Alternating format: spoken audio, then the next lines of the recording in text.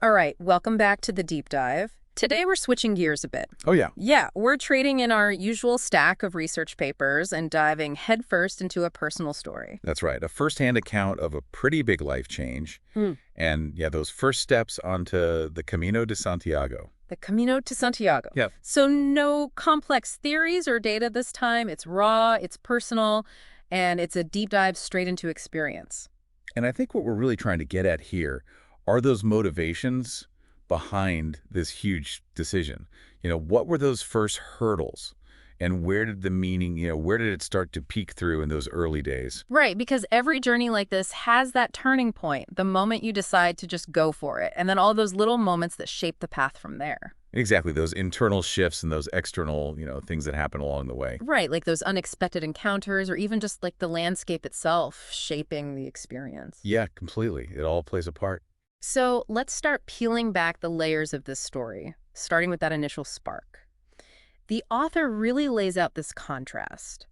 On paper, life looks successful, but after 22 years, there was this emptiness, like a void. It's almost like hitting fast forward on life, going through the motions, checking those boxes that everyone expects. You get that house, you get that car, you get that job. But then you're left with this feeling of, is this it? Yeah, like what's next? And for some people, that can be really unsettling. And the way they described it, like living by someone else's script, it really makes you think, so many of us are probably doing that in some way. Oh, for sure. I mean, think about all those pressures, societal expectations, and things we don't even realize are pushing us in a certain direction. It's like sometimes you have to just stop and ask yourself, am I living for me or for everyone else? Right. And what's scary is that sometimes you have to acknowledge that unhappiness, that void, even when everything looks perfect from the outside. Oh, absolutely. Admitting it to yourself, it's like that first crucial step. Yeah, like ripping off the Band-Aid. And then the question becomes, what do I do about it? And that's where it gets interesting. It's not always easy. And in this case, it was a major shakeup, like not just tweaking things here and there, but a complete overhaul. This was a scrap the plan and start fresh kind of move. Leaving the job, leaving the apartment, and putting everything into storage. That's commitment right there. That's a clean slate moment for sure. It is. And it just speaks volumes about how much they craved something different.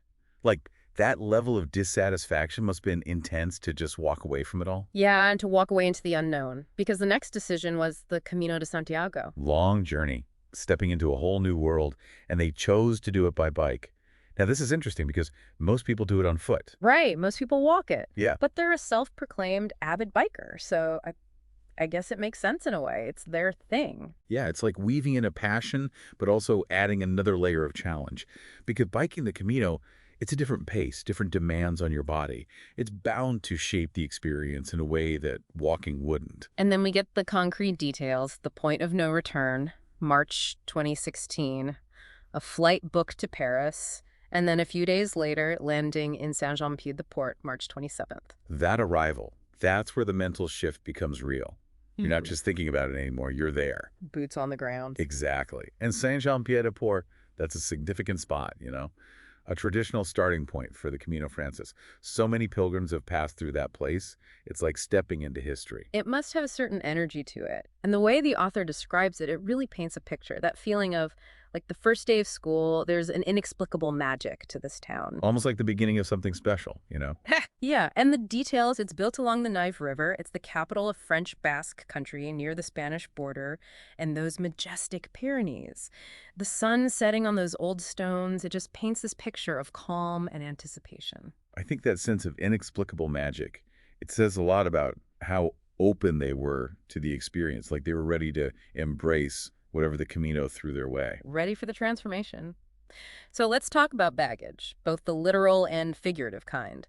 The author packed meticulously. Clothes, sweaters, a windbreaker, underwear, pants, shorts, a helmet, equipment, a repair kit, spare tires, tools. We're talking books, a notebook, papers, maps, locks, a first aid kit. Wow, I mean, that's preparing for anything and everything. Yeah. Like trying to control the uncontrollable by packing for every possible scenario. And they even did a test run in Montreal. They loaded up the bike with 30 pounds, rode around and thought, yeah, this is manageable. Yeah, but a test run in Montreal is not the same as, the Camino. Not even close.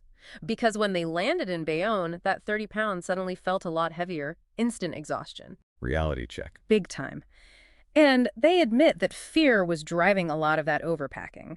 The fear of being stranded in a remote place without something essential. So you see, even before setting foot on the Camino, that internal battle was already beginning. Like a preview of the lessons to come. Exactly. But despite that dawning realization in Bayonne, there was this determination to make it work, push through, manage the load.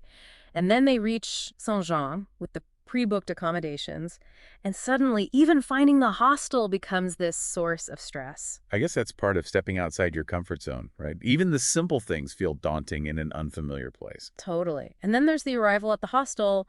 Finally, some relief, but immediately replaced by a new worry, the bike. Ah, yes, the trusty steed. They describe it as a sidekick and partner, and the fear of it being stolen, it's palpable. You can almost feel that anxiety. You know, it really highlights how important that bike was, not just as transportation, but as a companion on this journey. And then the realization hits, they're starting in the off-season, so the hostel is pretty much empty except for the owner.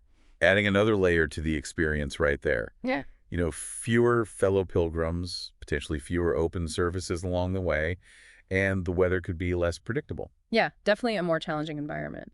But the author also notes that this means the people they do meet will likely be the crazy ones.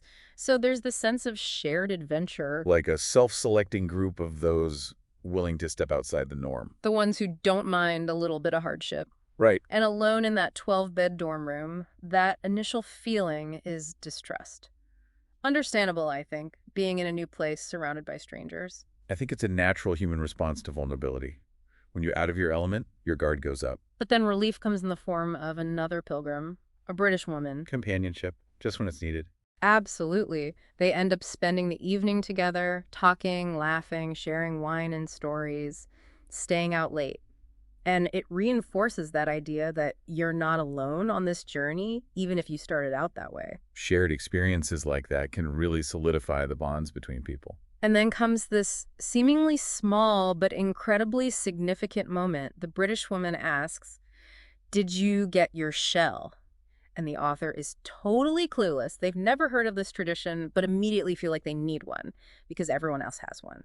It's interesting how something so simple can become so powerful, right? Mm-hmm. This little shell instantly connects you to this centuries-old tradition. A symbol of the Camino. Yeah. And it triggers this almost frantic search for the pilgrim office, closed, of course. Of course. So they wait for 30 minutes until the old lady running the place returns. Determined to get that shell. And they finally get inside. Relief washes over them that there are still shells available. I love how they describe it like this sigh of relief. Right. And then they have to choose one from a basket of 50.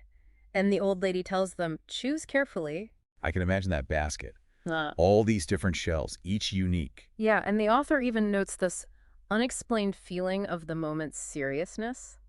It's like, even though they don't fully understand the meaning yet, there's this intuitive sense that it matters. They leave the office at 11 p.m., quiet Easter evening, clutching their shell. A pilgrimage within a pilgrimage. Exactly. And then we get the explanation, the significance of that shell, a symbol that's guided pilgrims for centuries. A marker of the journey, creating this bond between those who carry it. Like a badge of honor, almost.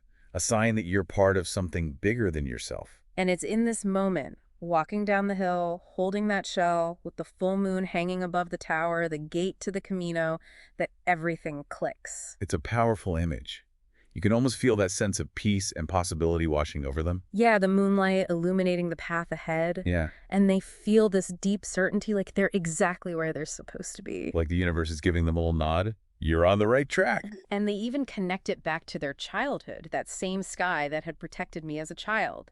It brings this sense of continuity. Like a thread connecting past, present, and future. And the anticipation of the adventure ahead, the knowledge that it's going to change them in ways they can't even imagine yet, it's now infused with this hope and excitement. The fear is replaced by this sense of possibility. And there's also this foreshadowing, a profound message hidden in that shell that will become a guiding principle for the entire journey.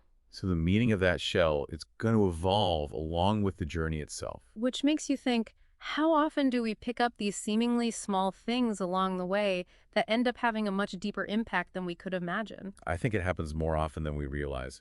It's like those little breadcrumbs the universe leaves for us. And the author leaves us with a powerful takeaway. It is going to be okay. Life always finds a way of making things work. Always look for the good signs when times are tough. or when you are unsure or afraid. Simple, but so profound. It's a reminder that we have the strength to get through anything, even when we don't feel like it. And that's the essence of this first step on the Camino. A willingness to embrace the unknown, to trust the journey, and to look for those little signs of hope along the way. As you listen to this, I want you to think about your own life. What resonates with you? Can you relate to that feeling of emptiness, even when you've achieved what you thought you wanted? Have you ever felt that pull to just shake things up and start anew? Because this journey, even though it's a physical one, it speaks to something deeper. It's about courage, it's about those uncertain beginnings, and it's about that universal search for meaning. And that makes you think, what are those shells that we're all carrying? What are those seemingly insignificant things that are actually guiding us on our own personal journeys? And what messages are hidden within them, waiting to be revealed? That's something to ponder as you continue on your own path. Thanks for joining us for this deep dive into such an inspiring beginning. Until next time.